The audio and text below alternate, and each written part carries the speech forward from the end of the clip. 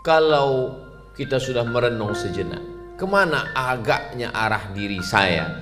Kalau sudah dipakai Allah pada suatu jalan, syukuri, tekuni, profesional, mungkin itulah jalan menuju surga Allah. Ada yang masuk ke dalam surga itu melalui babus sholat, karena dia memang rajin sholat. Banyak sholat sunatnya, duha, isyraq, awabin, qabliyah, ba'diyah, tahajud, witir. Ada orang yang masuk ke dalam surga melalui babus shadaqah, hartanya banyak, berzakat, berinfak, berwakaf, bersedekah, membangun pesantren, tahfiz Quran, pondok-pondok, menghafal Quran. Ada orang yang masuk surga melalui pintu babul jihad, berjihad fisabilillah. Tapi ada orang yang masuk surga melalui babul qaziminal ghaiz, bab menahan amarah. Dia tidak punya uang untuk bersedekah, dia tidak punya ilmu untuk mengajar, dia tidak punya barang untuk diperjualbelikan, dia tidak punya bakat kepemimpinan, tapi dia mampu menahan emosinya, cerdas secara emosional, tidak mudah marah. Babul qaziminal ghaiz, mereka juga masuk dari pintu menahan amarah. Alhamdulillah, wassalatu wassalamu ala rasulillah Sayyidina wa maulana Muhammad ibni Abdillah wa ala alihi wa sahbihi wa man tabi'ahu wa mawalah. Ashhadu an la ilaha illallah wahdahu la syarika lah, wa ashhadu anna sayyidina Muhammadan abduhu wa rasuluhu la nabiyya wa la rasula ba'dah. Allahumma salli ala sayyidina Muhammadin nabiyil ummi wa ala alihi wa sahbihi wa barik wa sallim. Qala Allah ta'ala fil Qur'anil azim wa huwa asdaqul qailin. A'udzu billahi minasy syaithanir rajim. Ya ayyuhalladzina amanu taqullaha haqqa tuqatih wa la tamutunna illa wa antum muslimun. Wa qala ta'ala fi ayatin ukhra, ya ayyuhalladzina amanu taqullaha wa qulu qawlan sadida yuslih lakum a'malakum wa yaghfir lakum dhunubakum. Wa man yuti'illaha wa rasulahu faqad faza fawzan 'azima. Ibadallah, usikum wa nafsi bitaqwallahi wa ta'atihi faqad fazal muttaqun. Hadirin jamaah Jumat yang dimuliakan Allah Subhanahu wa ta'ala. Ada satu surat dalam Al-Quran disebut dengan surat Ar-Rum. Yang dimaksud dengan Rum adalah bangsa Romawi yang hebat, yang gagah, yang perkasa, yang kuat rajanya, tentaranya. Tapi ternyata ada yang lebih kuat lagi, yaitu Persia. Maka disebutkan dalam Al-Quran, ghulibatir Rum, bangsa Romawi dikalahkan oleh Persia. Ada kerajaan yang lebih hebat disebut dengan Babilonia, sekarang terletak di Irak, dengan rajanya yang sangat berkuasa, Nebukadnezar. Lalu kemudian hancur berkeping oleh kaisar dari Persia bernama Kaisar Cyrus. Peradaban tua di Mesir dengan Fir'aun tenggelam di Laut Merah. Hari berganti, musim berubah, kekuasaan naik. Anak meracun ayah, membunuh merupakan sesuatu yang biasa, menghalalkan segala cara untuk merebut kekuasaan. Itulah politik. Apakah Islam mengharamkan kekuasaan? Tidak. Seandainya doamu makbul dan doa itu hanya satu saja, maka berdoalah untuk mendapatkan pemimpin yang adil. Politik kekuasaan. Sab'atun yudhilluhumullah, ada 7 golongan yang dapat naungan Allah. Yauma la dhilla illa dhilluh, hari itu tidak ada tempat berlindung kecuali Allah. Satu di antara yang pertama mendapatkan naungan itu adalah imamun adilun, pemimpin yang adil. Begitulah Islam. Nabi Muhammad SAW bukan hanya seorang nabi, bukan hanya seorang tokoh agama, tidak hanya seorang imam, tidak hanya khatib Jumat, tapi beliau juga adalah pemimpin Muhajirin, Ansar, Makkah, Madinah. Beliaulah pemimpinnya, Sayyidina wa Maulana Muhammad SAW. Meninggal Nabi Muhammad SAW, sahabat berkumpul di satu tempat bernama Saqifah Bani Sa'idah. Mereka mengangkat Sayyidina Abu Bakar Siddiq sebagai pemimpin. Meninggal Abu Bakar Siddiq, mereka membaiat Sayyidina Umar ibn al-Khattab.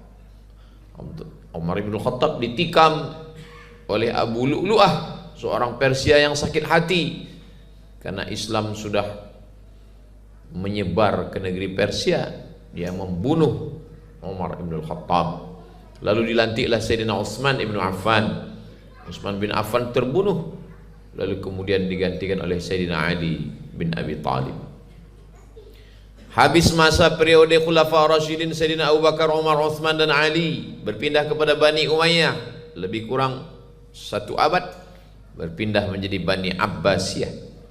Islam tidak pernah kosong dari para pemimpin-pemimpin yang adil. Makanya dalam Al-Quran dikatakan ati'ullah, ta'ala kepada Allah, wa ati'ur Rasul, ta'ala kepada Rasulullah sallallahu alaihi wasallam, wa ulil amri minkum, pemimpin. Idza kuntum salasatan fi safarin, kalau kamu musafir 3 orang, falyu'ammiru ahadakum, hendaklah kamu mengangkat 1 orang jadi pemimpin. Nanti perjalanan ini akan berhenti di mana, makan di mana, ngisi bensin di mana, siapa yang mengarahkannya. Mesti ada amir dalam perjalanan. Kalau perjalanan 3 orang saja mesti ada 1 pemimpin, apalagi 30.000 orang, apalagi 300.000 orang, apalagi 3 juta orang. Begitulah Islam. Islam tidak mengharamkan kepemimpinan. Bahkan kepemimpinan dalam Islam diatur.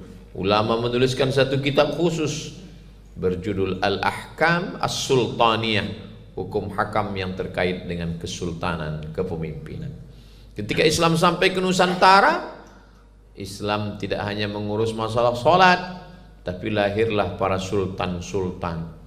Dari mulai Sultan Tidore, Ternate, bahkan sampai kepada Raja Ampat, bahkan sampai kepada Sultan Hasanuddin di Sulawesi, lalu kemudian Raja Sultan Banjar di Kalimantan, sampai kepada Sultan Aceh, Sultan-sultan negeri Melayu di Semenanjung. Mereka tidak hanya sekedar berislam, membaca Quran, berzikir, tapi juga mengatur pemerintahan. Begitulah Islam. Hari berganti, musim berubah. Ada orang yang memang dalam dirinya mengalir darah-darah kepemimpinan, maka mereka mesti memimpin dengan adil dan amanah. Lalu bagaimana dengan orang yang dalam dirinya tidak ada mengalir darah politik? Bukan berarti dia tidak bisa beramal soleh. Dia bisa berdagang, dia bisa berniaga. At-tajir pedagang, as-saduq yang jujur, al-amin yang amanah. Kalau dia mati, kalau dia meninggal, ma'an nabiyyin, dia akan bersama dengan nabi-nabi, was-siddiqin, dia bersama dengan orang yang benar, was-syuhada, dia bersama dengan orang yang mati syahid, was-salihin, dia akan bersama dengan orang yang soleh. Makanya sahabat-sahabat Nabi itu tidak sama semuanya. Ada sahabat Nabi yang pedagang orang kaya, Sa'ad bin Rabi'. Ada sahabat Nabi yang bisnismen, Abdurrahman bin Auf. Ada sahabat Nabi yang kaya raya karena usahanya, Utsman bin Affan. Tapi ada sahabat Nabi yang punya darah kepemimpinan, Amr bin As, Khalid ibn al-Walid, Abu Bakar, Umar, Uthman, Ali, Sayyidina al-Hasan, Sayyidina al-Husain, Muawiyah bin Abi Sufyan. Bagaimana kalau orang tidak ada darah kepemimpinan, tidak ada darah bisnis dalam dirinya? Dia mungkin punya darah pendidik, mengajar. Ada sahabat Nabi yang menyibukkan diri dengan mengajar. Abu Hurairah, orang paling banyak meriwayatkan hadis Nabi. Ada Abdurrahman, ada Abdullah ibn Mas'ud, ada Abdullah ibn Abbas. Abdullah ibn Abbas paling banyak meriwayatkan tafsir-tafsir Al-Quran yang diteruskan oleh murid-muridnya Imam Mujahid, Imam Ad-Dhahhak, maka Imam Ikrimah dari kalangan tabi'in. Jadi manusia ini memang diberikan Allah potensi dalam dirinya. Ada yang ilmuwan, ada yang pedagang, ada yang peniaga, ada yang petani.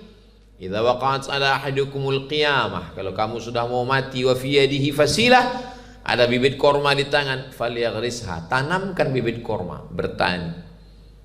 Kenapa kita mesti menanam? Karena korma pada masa itu adalah makanan pokok. Orang tidak boleh mati kelaparan. Ma min muslimin yaghrisu gharsan yazra'u zar'an.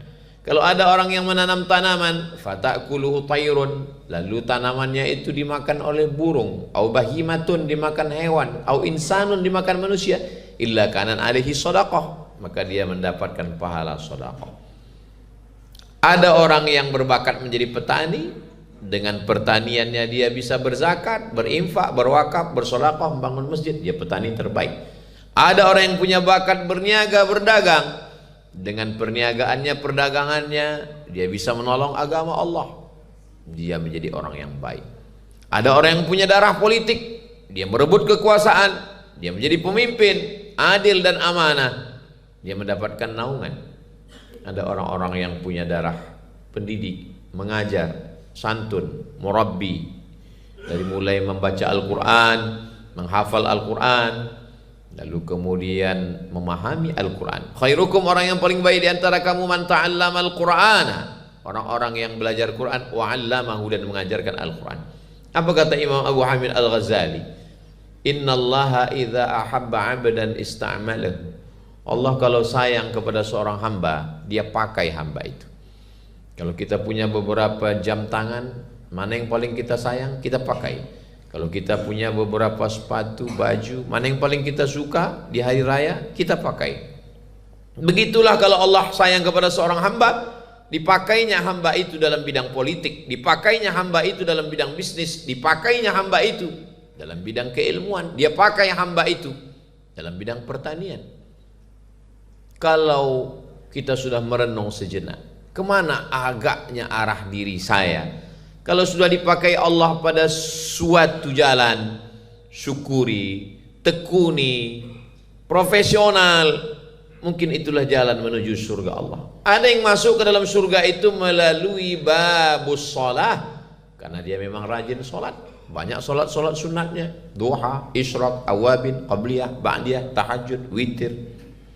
Ada orang yang masuk ke dalam surga melalui babus shadaqah, hartanya banyak, berzakat, berinfak, berwakaf, bersedekah, membangun pesantren, tahfiz Quran, pondok-pondok, menghafal Quran.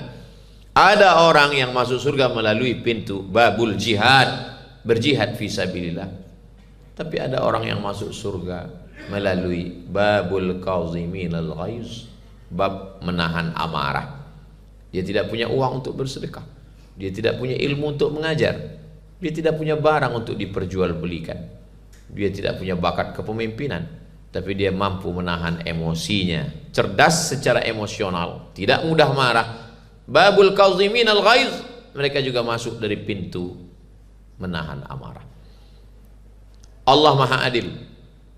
Orang-orang yang punya banyak uang, mereka bisa pergi ke Makkah, melaksanakan tawaf, sa'i, tahallul. Setelah itu mereka pergi ke padang Arafah, lalu ke Muzdalifah, melontar jumrah ula ustal aqabah, tawaf ifadah. Mereka haji dan umrah. Bagaimana dengan orang yang tidak ada uang? Allah Maha Adil. Man shalla subha fi jama'atin, siapa yang salat subuh berjamaah, thumma qa'ada yadhkurullah, duduk berzikir mengingat Allah, hatta tatlu asy-syamsu, sampai terbit matahari, thumma yusalli rak'ataini, salat sunat 2 rakaat, kanat lahu ka ajri hajjatin wa umrah, dapat pahala seperti haji dan umrah. Tamah. Duduk di masjid, salat subuh, berzikir, baca Quran, pengajian, terbit matahari, salat sunat 2 rakaat. Tidak ada dalih untuk jauh dari kasih sayang Allah Subhanahu wa taala. La tai'asu, jangan pernah putus asa. La taqnatu, jangan pernah putus asa dari kasih sayang Allah Subhanahu wa taala. Sampai-sampai orang yang tidak mampu bersedekah, tidak mampu sholat, tidak mampu puasa, tidak mampu berzakat, tidak mampu berjihad, Allah masih berikan dia amal yang paling ringan, amal hati, ridha menerima takdir Allah, sabar, merasa cukup dengan pemberian Allah, qanaah namanya, tidak hanyut dengan dunia, zuhud namanya, senantiasa mengingat Allah, zikir namanya, kakinya tidak bergerak, uangnya tidak keluar. Hanya dengan amal-amal hati pun orang bisa mendekatkan diri kepada Allah. Apa amal yang paling baik ya Rasulullah? Antufariqad dunya, kau mati meninggalkan dunia, walisanuka ratbun bidzikrillah, lidahmu dalam keadaan basah berzikir mengingat Allah. Subhanallah walhamdulillah wa la ilaha illallah wallahu akbar, subhanallah wa bihamdihi subhanallahil azim, astaghfirullahal azim, Allahumma shalli ala sayyidina Muhammad wa ala ali sayyidina Muhammad. Begitu ringannya, begitu mudahnya. Tapi setan selalu membisikkan, alladzi waswisu fi sudurin nas minal jinnati wan nas. Setan bersumpah, la ughwiyannahum, aku akan goda mereka, la aqudanna lahum siratakal mustaqim, aku akan bengkokkan jalanmu yang lurus. Wala atiyannahum min baini aydihim, aku akan datangi mereka dari depan, wa min khalfihim dari belakang, wa an aymanihim dari kanan, wa an syama'ilihim dari kiri. Sampai kapan kita melawan godaan ini? Madamat arwahuhum fi ajsadihim, selama ruh di kandung badan, selama darah masih mengalir, selama jantung masih berdetak, selama paru-paru masih berhembus, disitulah kita terus berjuang. Dan Allah berjanji, walladzina jahadu fina, orang-orang yang berjuang melawan hawa nafsunya untuk mendekatkan diri kepada kami, lanahdiyannahum subulana, kami akan menunjukkan jalan kami. Laisal kamil alladzi lahu karamat, kata Imam Al-Kharraz, orang yang sempurna, wali-wali Allah itu bukan orang yang keramat, terbang di awan, berjalan di atas air, tidak mempan senjata tajam, bukan. Lalu siapa? Alladzi yabi'u wa yashtari, dia tetap melakukan transaksi jual beli di pasar, wa yakhtalitu bin nas, dia bercampur baur, wa yadhkurullah, tapi dia tetap berzikir mengingat Allah. Dengan berzikir mengingat Allah dia tidak curang timbangan. Dengan berzikir mengingat Allah dia tidak mengganggu anak gadis orang. Dengan berzikir mengingat Allah lisannya tidak menceritakan aib. Banyak orang berzikir di rumah Allah tapi melupakan Allah di luar masjid. Banyak orang berzikir ketika berada di majelis pengajian tapi melalaikan Allah. Siapa orang yang berzikir? Pedagang yang berzikir, dengan zikirnya dia tidak curang timbangan. Politikus yang berzikir, dengan zikir dia menjadi adil dan amanah. Ibu yang berzikir menjadi solihah, mendidik anak-anak. Kepala rumah tangga yang berzikir, dia akan menjadi kepala rumah tangga yang sakinah, mawaddah, warahmah. Barakallahu li wa lakum fil Qur'anil azim, wa nafa'ani wa iyyakum bima fihi minal ayati wa dzikril hakim, wa taqabbala minni wa minkum tilawatahu innahu huwal ghafurur rahim.